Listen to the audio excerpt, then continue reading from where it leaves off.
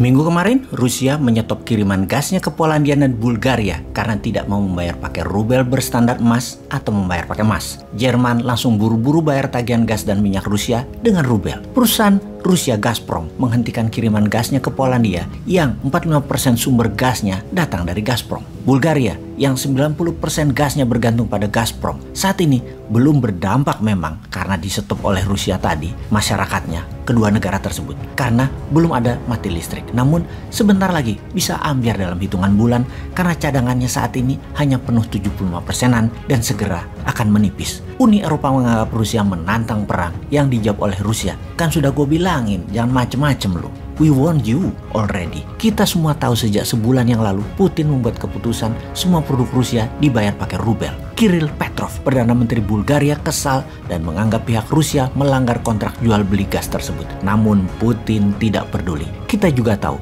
minyak bumi dan gas tidak mudah digantikan dengan seketika. Dibandingkan di rumah misalnya, ketika sambal botolan di rumah habis, kita bisa ganti dengan sambal ulek, sambal mata, sambal dadak yang dibuat dengan segera. Menggantikan sumbernya untuk gas dan minyak bumi, Anda harus menyiapkan jalur pipa baru, jalur distribusi baru, perlu tahunan membangunnya. Kita kembali ke Rusia yang memaksa menggunakan emas atau rubel berpatokan emas. Ini mengingatkan satu hal lagi tentang kekuatan tawar dolar yang ditantang rubel dan emas. Membuat otak liar kita yang merasakan ketidakadilan dolar mulai mendidih. Apa kita juga harus pakai emas? Bagaimana sebelum kita putuskan kita membahas sejarah uang dan sejarah emas sebagai alat bayar? Transaksi alat bayar di awalnya menggunakan sistem barter, di mana barang ditukar barang tercatat dalam sejarah pertamanya di daerah Mesopotamia hingga masa kejayaan Babilonia. Pertukaran barang dengan barang yang dicatat dalam sekeping tanah liat atau tablet tadi karena rumitnya menilai sebuah barang yang akan dipertukarkan, sehingga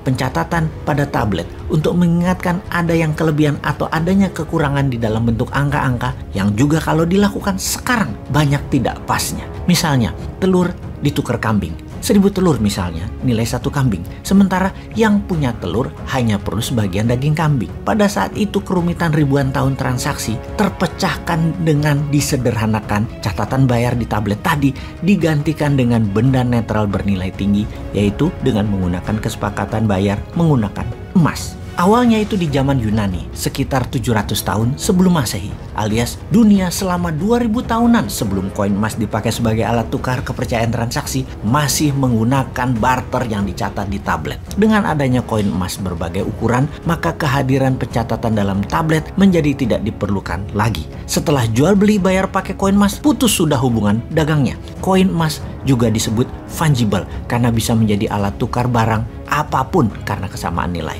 Fast forward ke abad 14 di mana kertas dipergunakan sebagai alat bayar yang lebih ringan dan lebih rinci nilainya. Sebentar kita break dulu di sini. Kita bahas uang kertas yang ringan dan rinci ini ternyata mempercepat jalannya pertukaran barang dan mempercepat pertumbuhan ekonomi di sebuah wilayah. Bandingkan selama 2000 tahunan transaksi menggunakan barter dan tablet, ekonomi dunia belum bisa merata hanya di daerah-daerah tertentu di muka bumi ini. Lalu ketika menggunakan emas, koin emas sebagai benda fungible alat tukar, perekonomian dunia mulai bergerak kencang. Silk Road salah satu mahakarya transaksi menggunakan emas ini. Kemudian sejak abad 14, dunia meningkat lagi perekonomiannya dengan kemajuan teknologi, permesinan, perkapalan, pencarian bahan baku di wilayah dunia baru, membuat dalam sekejap Eropa menjadi benua termakmur di dunia kala itu karena kemudahan bertransaksi. Di abad pertengahan Eropa yang menjadi makmur dengan cepat karena transaksinya menggunakan kertas juga masih sejalan dengan transaksi yang menggunakan koin emas karena setiap terbitnya kertas ditopang dengan barang fisik emas sebagai jaminan terbitnya uang kertas tersebut, dan terbitnya uang tersebut hanya dari lembaga kepercayaan publik gabungan dari tempat penyimpanan uang, yaitu bank dengan sebuah pemerintahan. Untuk itu, akhirnya dipertemukanlah standar emas untuk menopang nilai uang kertas atau fiat money, di mana Inggris di tahun 1821 adalah negara pertama yang menggunakannya, dan sejak saat itu pound sterling menjadi mata uang dunia. Karena mayoritas transaksi perdagangan di seluruh dunia pada saat itu terbanyak adalah bermuara di kerajaan Inggris yang koloninya ada di seputaran bumi. Kemudian pada tahun 1971 Amerika dengan dolarnya yang mulai menguasai 65% perdagangan dunia meniadakan konvertibilitas emas terhadap dolar atau emas tidak lagi menjadi jaminan terbitnya fiat money dolar. Oke, kita batasi informasi kali ini tentang uang dan evolusinya. Namun kembali mengingatkan, ketidakadilan printing money dolar ini ternyata sedang ditantang oleh Rusia dengan rubel backed by gold, atau bisa pilihan kedua di mana Rusia juga menerima emas lantakan pure 99.99% sebagai alat tukar membeli produk Rusia, minyak bumi dan gas.